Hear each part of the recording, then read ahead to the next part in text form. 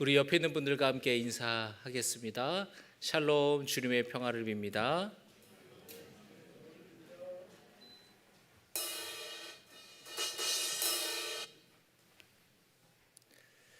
우리 옆에 있는 분들과 또 앞뒤에 있는 분들과 함께 인사할까요? 잘 나오셨습니다.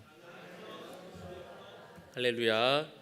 네, 우리 절절교구 우리 남자 성도님들이 함께 나오셔서 이렇게 찬양하는데 참 너무 멋지신 것 같습니다.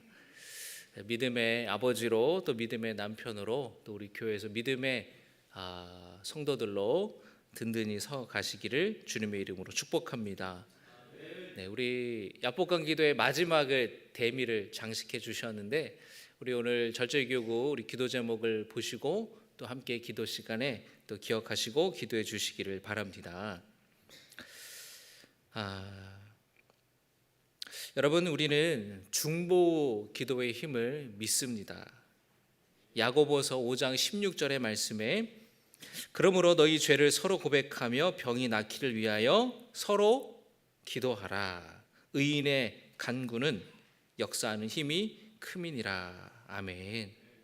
서로 기도하라 그랬어요. 의인의 간구는, 성도들의 간구는 역사하는 힘이 크다라고 오늘 야고보서 5장 16절은 말씀합니다. 교회 다니면서 누리는 큰 복 중에 하나는 나를 위해 기도해 주는 사람이 있다는 거예요. 정말 큰 복입니다. 가족도 아니고 친척도 아닌데 나를 기억해 주고 나를 위해 기도해 주는 사람이 있다는 거, 얼마나 여러분 감사한 일입니까? 우리는 신앙생활하면서 교회 안에서 속회나 선교회나 각종 모임을 통해 많은 만남들을 갖죠. 그 만남 속에서 바라기는 아름다운 관계들을 가져가시기를 주님의 이름으로 축복합니다. 그 관계는 주 안에서 이루어지는 영적인 친교예요. 세상에서 어울리고 세상에서 만나는 그런 친교와 다른 친교입니다. 영적인 차원의 우정이에요. 바라기는 교회 안에서 신앙생활하면서 만나게 되는 다른 성도님들과 아름다운 믿음의 우정을 나누시기를 주님의 이름으로 축복합니다. 우리 남자 성도님들 최근에 동창회 가신 적 있으신가요? 동창회. 저도 대학생 때 또는 20대 후반까지는 친구들 이렇게 고등학교 동창들이랑 저희 때는 이제 동창이기보다는 같은 반 친한 친구였던 그런 친구들끼리 이렇게 연락도 주고받고 만나기도 했어요. 그런데 어느 순간부터 이렇게 조금 거리가 이제 잘 못 만나니까 거리가 이렇게 또 멀어지기도 하고 그러더라고요. 여러분은 어떠신가요? 여러분 초등학교 또는 중학교 또는 대학교 고등학교 이렇게 동문회 동창회 잘 나가십니까? 근데 가서 좀 이렇게 뉴스나 다른 어떤 매체를 통해서 이렇게 얘기를 들어보면 동창회 안 나가는 이유가 나가가지고 마음이 상해가지고 돌아온다는 거예요. 그래서 왜 마음이 상할까? 그 옛날에 학생 때는 다 코 흘리기였고 다 그냥 똑같았는데 가서 이제 동창회 가니까 나의 삶의 다른 모습으로 살아가는 그런 모습을 보면서 뭔가 그 친구와 비교되기도 하고 뭔가 열등감을 느끼기도 하고 뭔가 좀 다른 그런 이질적인 그런 불편함도 있고, 그래서 예전에 굉장히 친했던 사이인데 오랜만에 만났는데 그때의 그 느낌이 아닌 거죠. 그때 정말 가깝고 친했던 그런 관계가 아닌 거죠. 그러니까 여러분, 이 가까워지는 것도 친해지는 것도 자주 만나야지 친해지고 가까우는 거예요. 어쩌다 만나니까 옛날에는 굉장히 친했는데 되게 어색해진 사이가 되는 겁니다. 제가 대학교를 다닐 때, 신학교를 다닐 때 1학년 마치고 몇몇의 친구들이 이제 군대를 갔어요. 그리고 2학년 마치고 또 몇몇의 친구들이 군대를 갔습니다. 근데 제가 그 친구들이 이제 군대 가는 거 잘 가라고 이렇게 환송해 줬어요. 심지어 옛날에 여기 의정부가 이제 제일 종점이었어요. 이쪽에는 수원역, 저쪽에는 의정부역.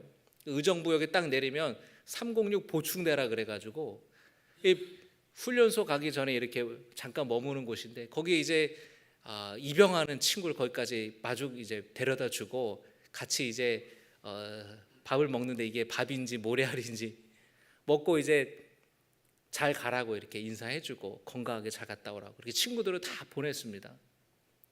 저는 군대를 대학교 4년을 신학교를 졸업하고 대학원을 졸업하고 그리고 군대를 갔어요. 왜냐하면 저는 이제 군목으로 군종사관 시험을 받아서 군종사관 군목 후보생이었기 때문에 대학원을 마치고 목사 안수를 받고 군대를 가는 거여서 저는 계속 스트레이트로 초등학교 6년 다니듯이 신학교 4년, 대학원 2년을 쭉 다녔어요. 그러니까 저는 다 친구들을 보냈어요.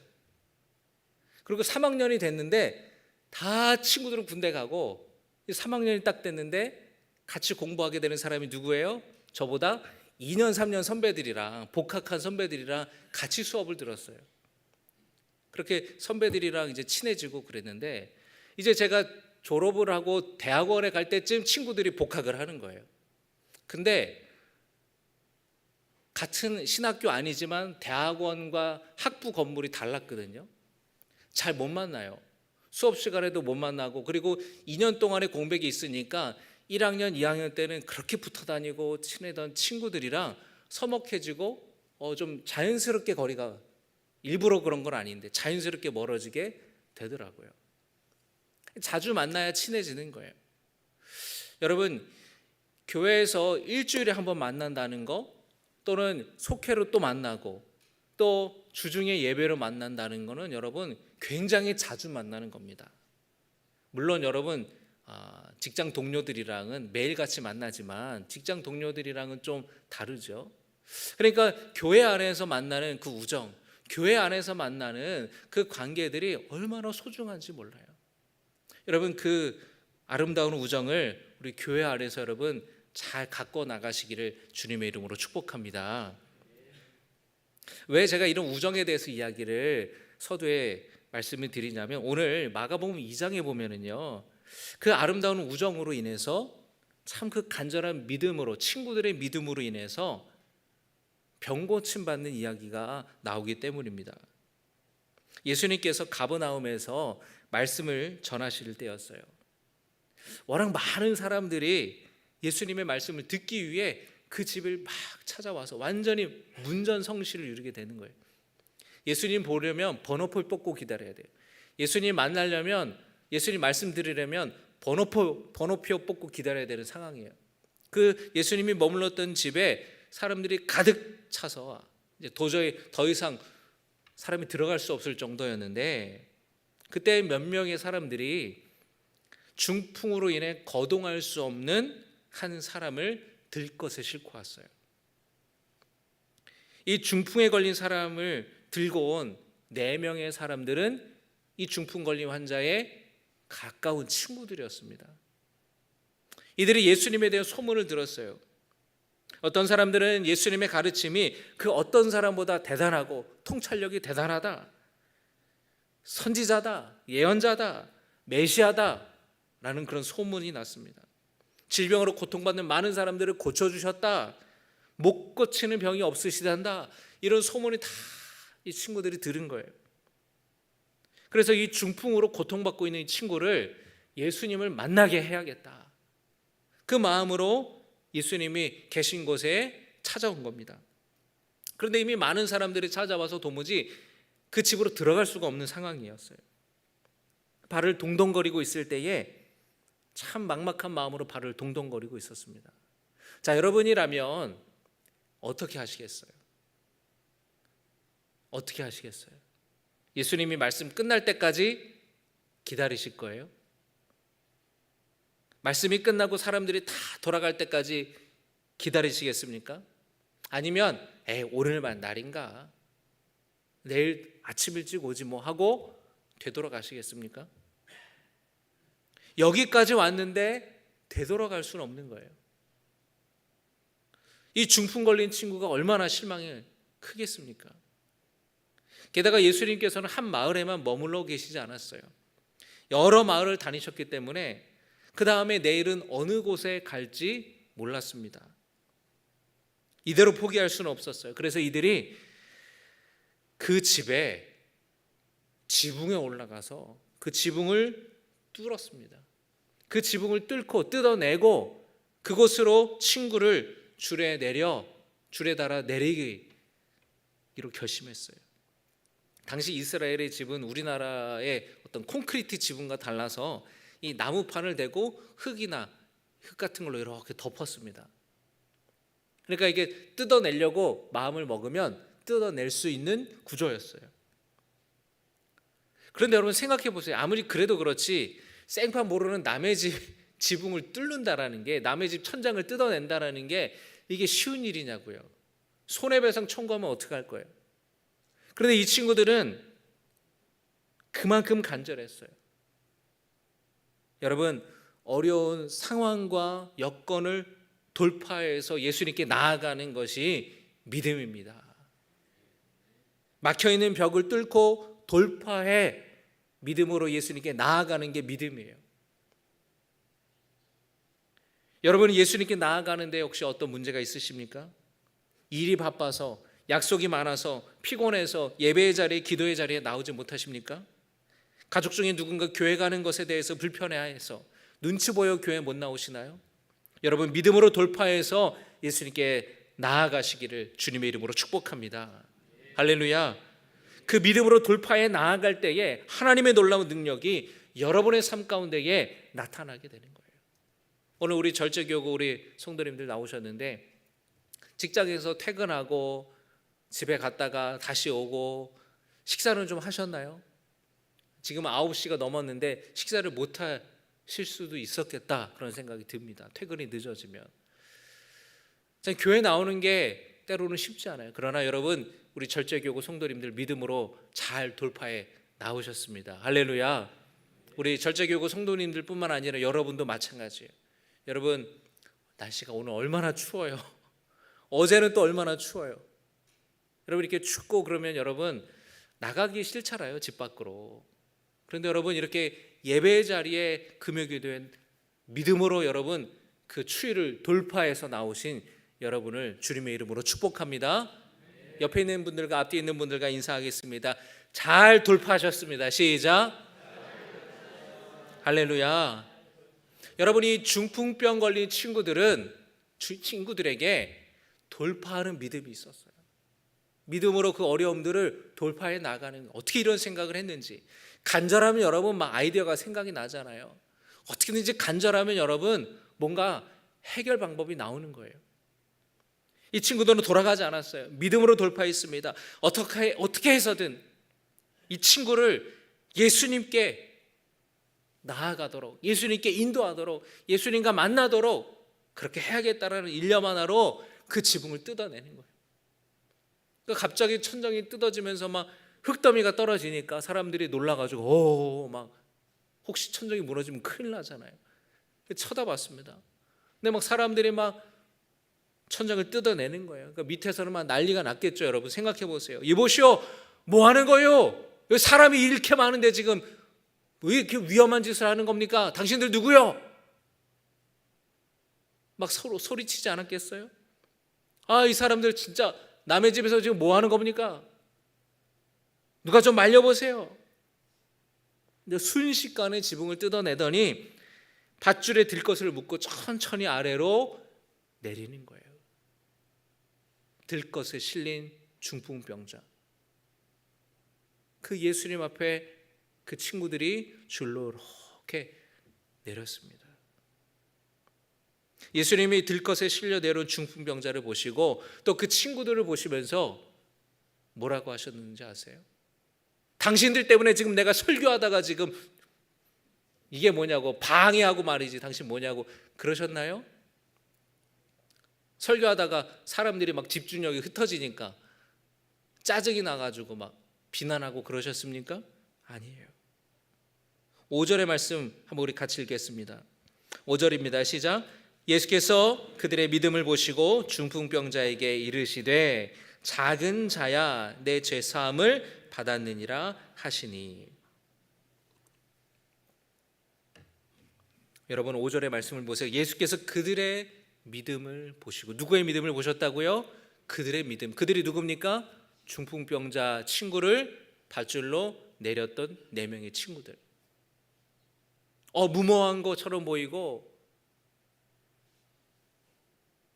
말도 안 되는 행동을 하는 것처럼, 무례하게 하는 것처럼 보이지만 예수님이 그들의 믿음을 보셨다는 거예요. 그들의 믿음이 어땠습니까? 간절한 믿음이었어요. 반드시 예수님 만나게 해야겠다라는 그 간절한 믿음을 주님이 주목하여 보셨다라는 거예요.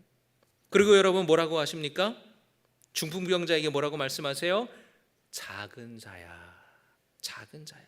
여러분, 이 작은 자라는 호칭은요, 어린아이를 부를 때 하는 말이에요. 그런데 어린아이라는 뜻도 있지만 사랑하는 마음과 보호해주고 싶은 마음을 담아 사랑하는 자여, 내 자녀야 라고 부르는 의미가 있대요.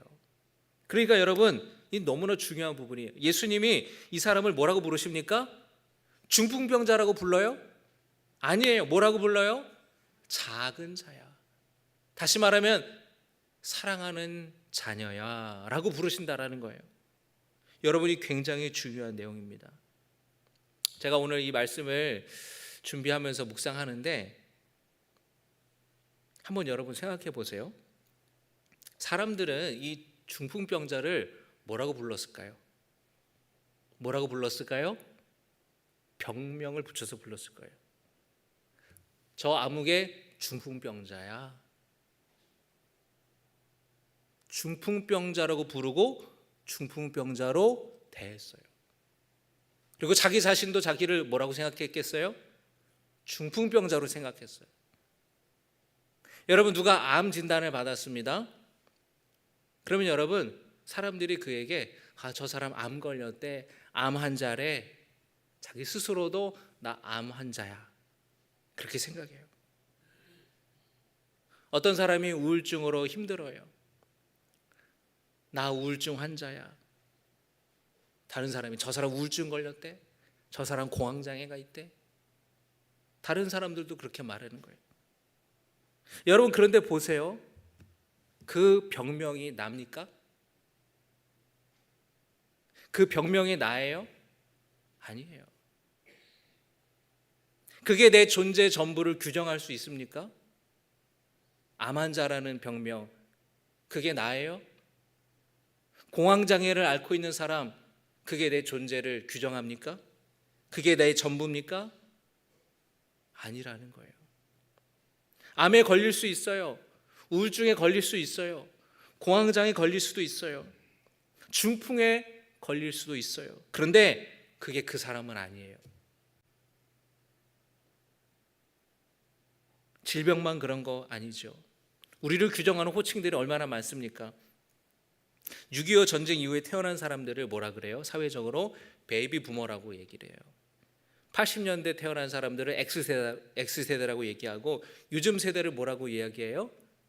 MZ세대, MZ세대라고 이야기를 합니다.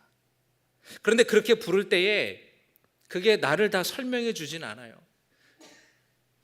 여러분, 세상이 여러분을 어떻게 부르든지 간에 여러분 스스로 거기에 여러분 스스로를, 여러분의 존재를 규정하지 마시기 바랍니다. 그 사람의 전부를 보지 못해요. 그 사람의 고유한 그 존재를 보지 못합니다. 뚫린 지붕으로 내려온 중풍병자들을 보고 사람들은 모두들 뭐라 그랬겠어요? 저 사람 중풍병자인가 봐. 저 아저씨 오래됐잖아, 몰라? 20년 전에 쓰러졌을걸? 시장에서 쓰러졌다는 건 내가 옛날에 들었는데 아직까지 저러고 계시네. 저분 중풍병자야. 사람들이 다 그 사람을 그렇게 부르고 규정지었다라는 거예요. 중풍병자 그 이상도 이하로도 바라보지 않았어요. 그런데 여러분, 예수님이 오늘 뭐라고 그러세요? 뭐라 그러세요? 작은 자야, 사랑하는 자녀야 라고 부르시는 거예요. 중풍병자로 바라보지 않으시는 거예요. 하나님의 사랑하는 자녀로 주님은 바라보시는 거예요. 여러분, 세상이 여러분을 어떻게 부르든 어떻게 규정하든 여러분, 하나님이 여러분을 사랑하시는 자녀라는 것을 여러분 잊지 마시기를 주님의 이름으로 축복합니다. 우리 성도들은 늘 내 정체성을 그렇게 가져가야 돼요. 세상이 나를 뭐라고 하든 나는 하나님이 사랑하시는 자녀다라는 분명한 내 존재를, 내 정체성을 우리는 기억해야 돼요. 예수님 말씀하십니다. 당신의 죄가 사함 받았습니다. 예수님은 중풍병자의 질병보다 그 깊은 내면의 고통을 주님은 보셨어요. 당시 유대 사회에서는 질병을 죄의 결과로 보았습니다. 여러분, 중풍이 어떤 병이에요? 뇌졸중, 뇌출혈, 이 뇌혈관 질환이지 않습니까? 이 사람이 여러분 친구들이 들것에 데리고 왔다는 것은 전혀 몸을 거동할 수 없는 굉장히 중증 환자였다는 것을 우리가 보게 돼요. 사람들이 뭐라고 생각했을까요? 저 사람 얼마나 큰 죄를 지었길래 저 몹쓸 병에 걸렸을까? 얼마나 큰 저주를 받아서 중풍에 걸린 걸까? 딱하고 안타까운 눈빛, 한편으로는 굉장히 불편한 시선으로 그 사람을 바라봤을 거예요. 자기 자신도 죄책감과 무력감에 시달렸을 겁니다. 누가 도와주지 않으면은 스스로의 힘으로 살아갈 수 없어요. 화장실도 갈 수 없고 씻을 수도 없고 혼자서 뭘 먹을 수도 없고 누군가에게 항상 신세를 져야 되고 의존적인 인생을 지금까지 살아왔습니다. 그런데 예수님께서는 그 사람 안에 있는 죄책감, 하나님의 징벌을 받았다라는 그의 상처와 아픔을 주님이 어루만져 주시는 거예요. 그리고 주님 말씀하십니다. 일어나 당신이 누웠던 침상을 가지고 집으로 돌아가십시오. 그의 마음을 치유해 주신 주님께서 그의 육신을 이어서 치유해 주시는 거예요. 주님의 그 말씀에 그가 일어나게 되었습니다. 할렐루야. 예수님이 그의 질병도 고쳐주셨어요. 낙심의 자리, 절망의 자리에서 그가 일어설 수 있었습니다. 그곳에 있는 많은 사람들이 그 모습을 보고 깜짝 놀라고 예수님이 행하신 이 놀라운 기적으로 인하여서 하나님께 영광을 돌렸다라고 오늘 마가복음 2장은 기록하고 있습니다. 바라기는 여러분의 삶 속에 이런 놀라운 일들이 일어나기를 주님의 이름으로 축복합니다. 중풍병자를, 그 친구를 예수님과 만나게 하려고 지붕을 뚫었던 친구들처럼 여러분 앞에 가로막고 있는 문제와 어려움들, 유혹들을 믿음으로 돌파해 나아가시기를 주님의 이름으로 축복합니다. 믿음으로 돌파하여 예수님께 나아갈 때에 문제가 해결될 줄로 믿습니다. 나 자신의 문제뿐만 아니라 이 4명의 친구들처럼 다른 사람의 문제를 가지고 예수님께 나아가서 중보의 자리로 나아갈 수 있기를 바라요. 신앙생활하며 함께 믿음의 교제를 나누고 우정을 나누는 사람들을 여러분이 기억하시고 기도하시기를 바라요. 서로가 서로를 위해서 기도해 주는 거예요. 더 나아가 주변에 예수님을 믿지 않는 사람들이 있다면, 그리고 그들이 어떤 어려움으로 힘들어하고 있다면 중풍병자의 친구들처럼 그를 예수님께로 인도할 수 있기를 바랍니다. 진정한 우정은 뭡니까? 예수님께 친구를 데려가는 거예요. 진정한 우정은, 진정한 사랑은 예수님께 데려가는 겁니다. 여러분, 간절한 마음으로 예수님께 나아갈 때에 세상이 우리를 어떻게 규정하든지 상관없이 예수님은 우리를 하나님이 사랑하시는 자녀로 바라보시고 우리를 그렇게 불러주십니다.